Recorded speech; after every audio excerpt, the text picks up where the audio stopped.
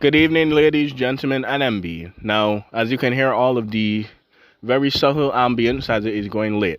Today we're going to talk about the Northern Plains War. Now, what the Northern Plains War is, but no spoilers, of course, is basically a military conflict in the northern plains of northern China. Yep, that is the northern Chinese cockerel. Now, today we're really going to dig deep into this one. I had this on my to read list, so it was pretty interesting, and I have a pretty interesting stuff on my read list. One of these days, if one of these days I might do a top 10 videos or top 10 things I would have loved to do before the thing. But for right now, we're going to really enjoy ourselves, kick back and relax, and see how this one tiny war after the Northern Expedition actually helped to further China, divide it, make it get conquered, and eventually lead to World War II or the Pacific War or the Great Patriotic War in the East. Is that what the Great Patriotic? I wonder what is like. I wonder how it's remembered in Russia. Well, Russia now, but I wonder how that was remembered. Anyway, today we're going to the northern plains of northern China. I hope you enjoyed. I hope you learned something. And until next time, I hope you enjoyed. And welcome to our feature presentation, From Warlords to World War. Learn something. The rise of Chiang Kai-shek, or the background. Compared to other senior party officials like Hu Hamin and Wang Jingwei, the political status of Chiang Kai-shek in the Kuomintang, or the KMT, was lowered in the beginning. Chiang began his rise to prominence in 1917 during the Constitutional Protection Movement and the formation of the Guangzhou Southern Government, where he displayed his military talent. The turning point came in 1923, when Chiang Zhongming launched a rebellion against Sun Yat-sen in Guangzhou. Chiang's role in helping Sun to retreat from Guangzhou ultimately helped him to become Sun's protege. After Sun's death in 1925, factions within the Kuomintang began to surface. A power struggle between Chiang and Wang Jingwei led to the split in the KMT.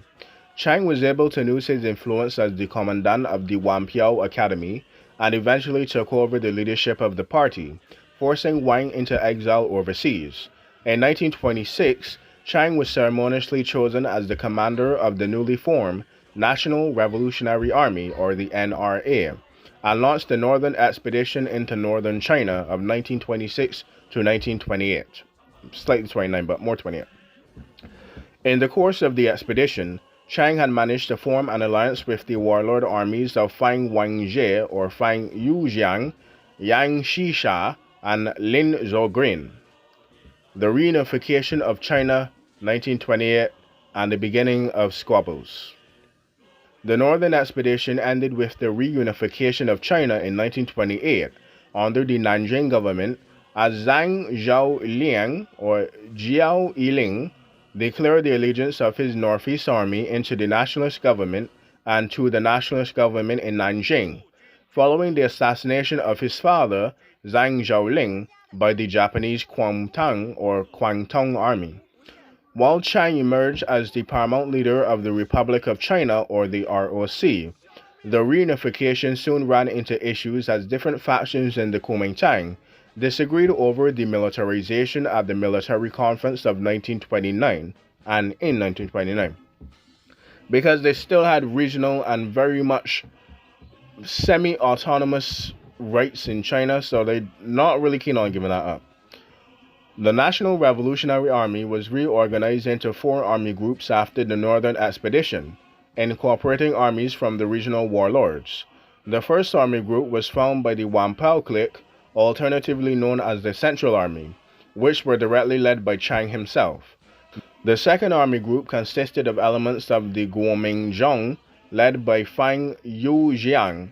The third army group was led by Yang Shisha and the Shaji clique, while the fourth army group was led by Lin Zhogrin of the New Guangxi clique. Now the first phase, formation of the anti-Chiang coalitions and the first conflicts.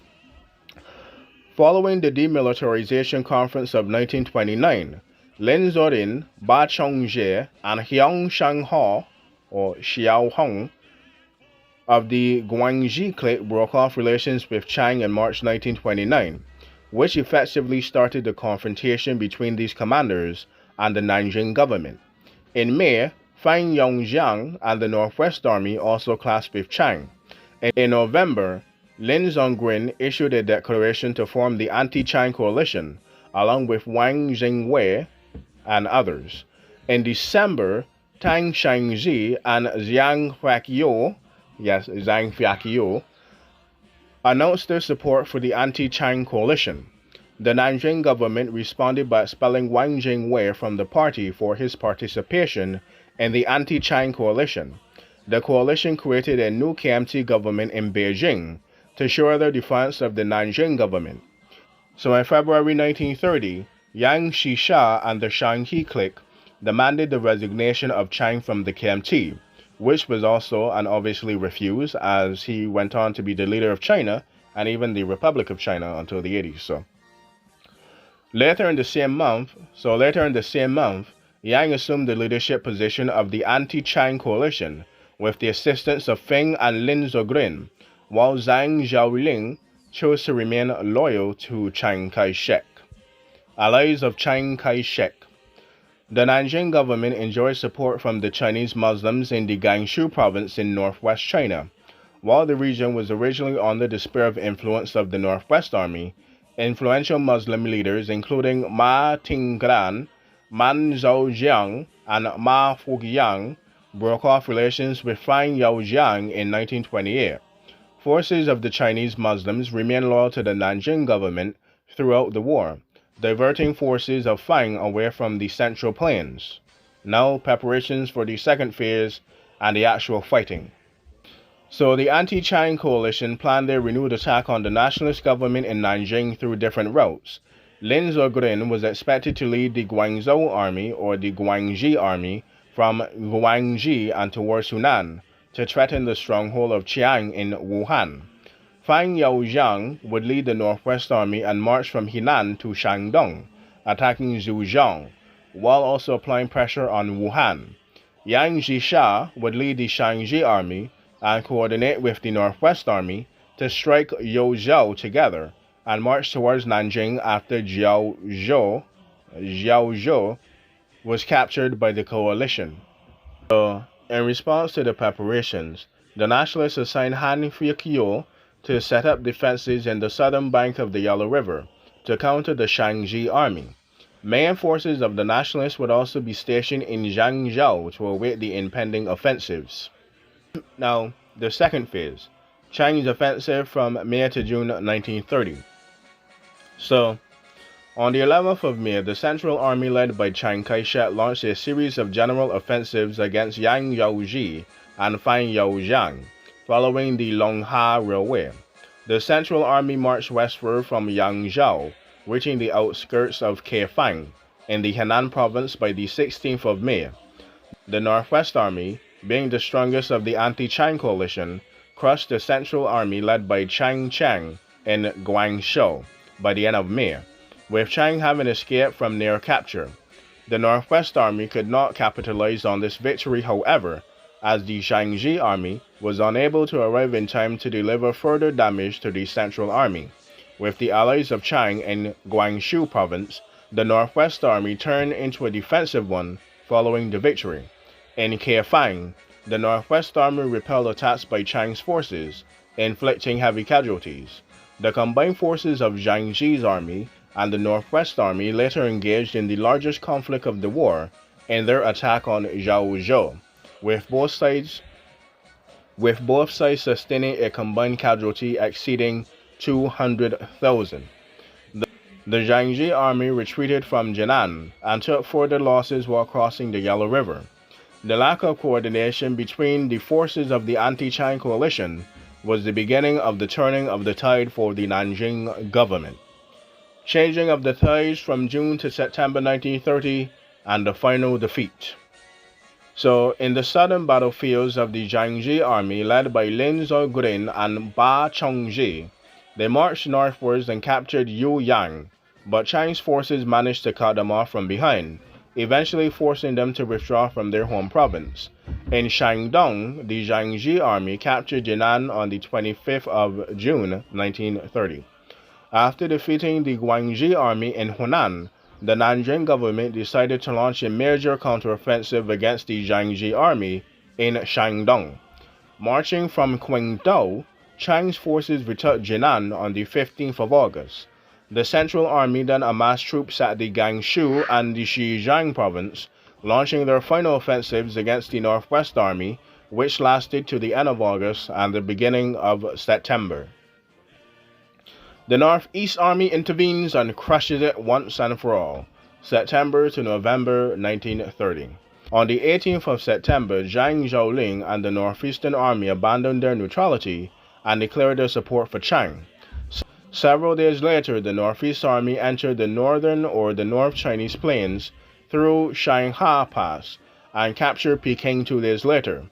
The Shaanxi Army withdrew to the north of the Yellow River, while the Northwest Army collapsed as the morale of the anti-Chang coalition no longer exists. On the 4th of November, both the Yangji Shang and the Fan Yaojiang announced their resignations from all of their positions, which effectively ended the hostilities and brought an end to the regional challenges against the Nanjing government. The aftermath, and of course political instability. Now, the Central Plains War was the largest armed conflict in China since the Northern Expedition, which ended just last year in 1928. The conflict spread across multiple provinces of China, including different regional commanders with combined forces of more than 1 million apiece. While the nationalist government in Nanjing came out victorious, the conflict was financially costly, which had a negative influence on the subsequent encirclement and the entanglement campaigns over the Chinese Communist Party and the Long March of Mao Zedong. And of course, time is not a flat circle, so this would actually be, should we do the last paragraph? Because I recorded this just now, so let's do the last paragraph and then let's talk. So, after the entrance of the Northeast Army into central China, the defense of Manchuria, or Manchukuo now, was significantly weakened, which indirectly led to the Japanese aggression in the Mukden incident. While Chiang emerged from the war having consolidated his power as the supreme leader of China and established himself as an accomplished military commander, which he kind of was, but not really. The original factions in the Kuomintang and the rivalries remained unresolved, which led to various problems later in the Second Sino-Japanese War and the Chinese Civil War, which both the Northern Plains War and the Northern Expedition had a role in fracturing and destroying pretty much China for the Japanese to come and swoop in when they were at their weakest.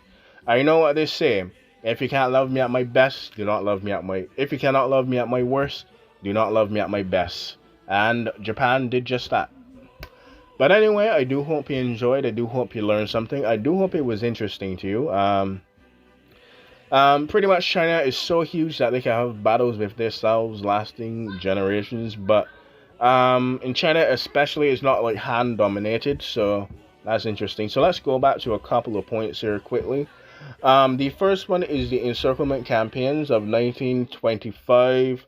But basically the whole Chinese Civil War. The Communist Party was actually on the back foot, especially in the early 1920s, and the Northern Plains War of 1929 to 1930 was actually, well, gonna pretty much end them in. They had a brief respite from the Northern Expedition and the First United Front, but after this, they pretty much were on the back foot, and then after the Northern Plains War, they actually got enough momentum to just get out of China, well, get out of the Encirclement Campaign, cross the Great March, do the Great March, or the Long March, and pretty much come out on top victorious after World War II. But as you can see here, in the Encirclement Campaigns, of course, you would lose a lot of lives, material, and of course, time. So of course, you lose a lot of money trying to fight a war, especially coming off of a war already, the Northern Expedition.